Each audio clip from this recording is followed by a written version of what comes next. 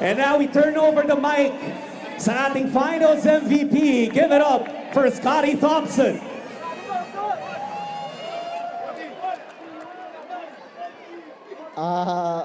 Una-una, maraming salamat sa Ginebra fans. Ito ata yung pinaka-emotional ko na panalo na MVP kasi unexpected, battling through ups and downs. So, gusto ko lang bigyang credit lahat ng mga teammates ko.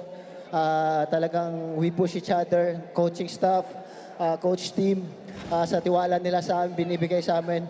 And of course, sa family ko, sa asawa ko, Jinky, sa mga anak ko, at sa family ko sa Davao, maraming salamat sa suporta. And of course, kay Boss Al na talagang walang sawang i-push ako. Boss, thank you. Alam mo yan, yung mga messages mo sa akin, boss, it means a lot sa akin. Nagbibigay kumpiyansa, nagbubusa sa amin sa team. I know, hindi lang ako. Marami kaming minomotivate mo. Maraming salamat, Boss Al, sa tiwala. And of course, sa boss namin, RSA, maraming salamat, Boss RSA, sa walang sawang suporta at pagbigay lahat ng meron kami. And again, gusto ko rin pasalamatan yung mga PTs namin, ball boys namin. Grabe yung alaga nila sa amin.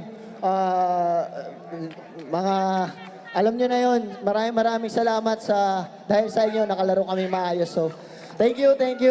Mabuhay ang PBA, mabuhay ang Barangay Ginebra San Miguel.